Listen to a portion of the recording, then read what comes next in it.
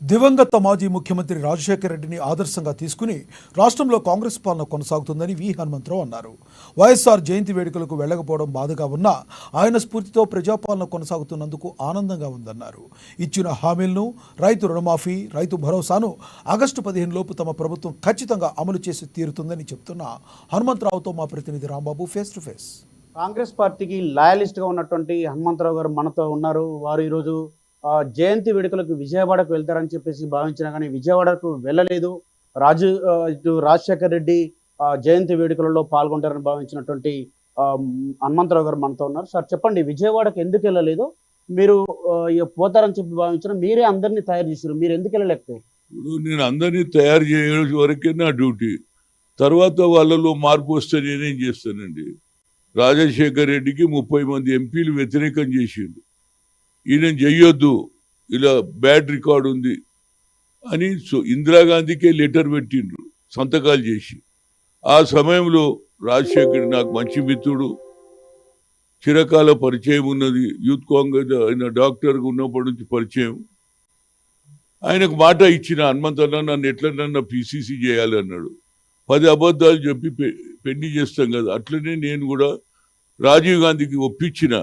ఇందిరాగాంధీ చేయనంటే రాజీవ్ గాంధీ చెప్పి, సార్ రాజీవ్ గాంధీ అన్నాడు, నువ్వెందుకు ఉండవు అంటే, నేను ఇప్పుడు ఉండవు సార్, ఎప్పుడన్నా మీరు ఉన్నారు కదా, ఎప్పుడన్నా అయితే ఇప్పుడైతే why don't you give opportunity for Rajasekhar Reddy అన్న. ఆ తర్వాత రాజశేఖర్ రెడ్డి పిసిసి ప్రెసిడెంట్ కావడానికి నేను ఎంతో ప్రయత్నం చేసిన. ఆనాడు రాజేంద్ర కుమార్ వాజ్పేయి కూడా ఉండే. ఆ తర్వాత తల్లికి నా మాట విని ఇందిరాగాంధీని ఒప్పించిండు. రాత్రి 9 గంటలకు నేను ఏపీ గెస్ట్ హౌస్లో బీయింగ్ ఎమ్మెల్సీగా ఉన్నా. నాకు 9:15 గంటలు 9:15కు ఒక ఫోన్ వచ్చింది వన్ అక్బర్ రోడ్కి వెళ్ళి ఫోన్ అంటారు. నాకు ఈ రాత్రి ఫోన్ ఏంటంటే, నో రాజీవ్జీ బాత్ కర్రా.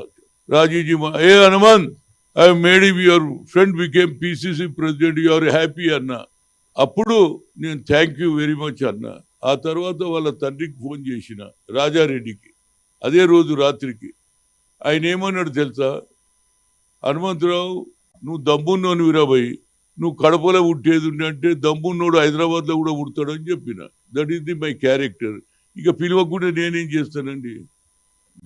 నాకు ఆయనకు ఉండే సంబంధాలు, కానీ కొన్ని నడిమిట్లు ఉన్నటువంటి నాయకులు నాకు ఆయనకు డిఫరెన్స్ చేసినా నేను ఎన్నడూ కూడా నేనన్నా అప్పుడప్పుడు కోపం మీద మాట్లాడినా ఎన్నడూ హనుమంత్ జీ అనేది. కనుక ఇవాళ వారు అందరూ మాట్లాడుతున్నారు. సరే, నన్ను పిలిచినా లేదా అని కాదు, కానీ రాజశేఖర్ రెడ్డి నాకు మంచి మిత్రుడు ఉండే. పిలిస్తే పోదు, పిలువనప్పుడు నేను ఎందుకు పోవాలి అనేది నా ఉద్దేశం. సార్ ఇంకోటి, రాజశేఖర్ రెడ్డి ప్రభుత్వంలో ఆనాడు ఉచిత విద్యుత్, అదేవిధంగా 55 లక్షలకు పైగా ఇందిరా మిల్లు ఇచ్చారు.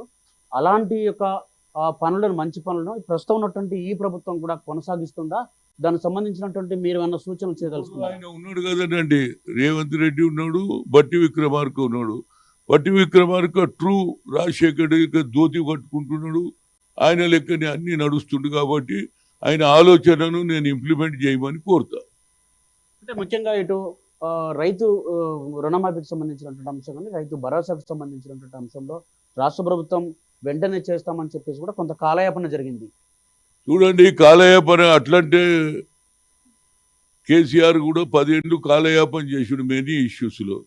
ఒకటి తర్వాత ఒకటి జరుగుతున్నది. ఎందుకంటే ఇప్పుడు రైతుల రుణమాఫీ 2 లక్షలు రుణమాఫీ చేస్తా అన్నారు.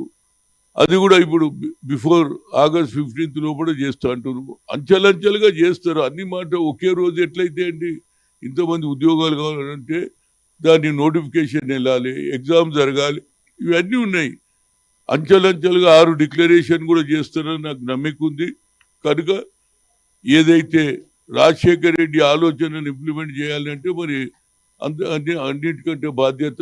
ఎందుకంటే రాజశేఖర్ రెడ్డి అడుగుజాడలో నడుస్తున్నటువంటి బట్టి విక్రమార్క గారు ఆలోచన చేయాలి. ఆయన అడుగుజాడలు నడవడం అంటే ఆయన చేసినటువంటి పనులకు ఇంపార్టెన్స్ ఇవ్వాలని కోరుతున్నా. ఒకవైపు బీఆర్ఎస్ పార్టీ కూడా ప్రతిరోజు విమర్శలు చేస్తూ ఉన్నది, ప్రభుత్వం పైన ఛాలెంజ్లు చేస్తూ ఉన్నది.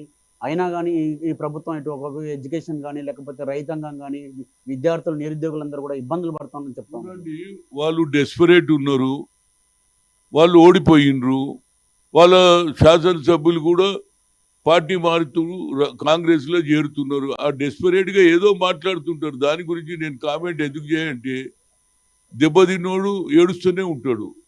ఆ ఏడ్చడం నేను ఎన్ని రోజులు ఆపాలి కనుక మేము అన్ని సోనియా గాంధీ ఏదైతే 6 డిక్లరేషన్స్ ఎలక్షన్ ముందు ఏ వాగ్దానాలు చేసిండో తప్పనిసరిగా రేవంత్ రెడ్డి దాన్ని పూర్తి చేస్తాడు అనేది నాకు గట్టి నమ్మకం ఉంది. ఎందుకంటే దీని వెనకాల సోనియా గాంధీ తోటి అనిపించారు కాబట్టి అది పూర్తి చేస్తారు అనేది నాకు ఒక నమ్మకం ఉంది.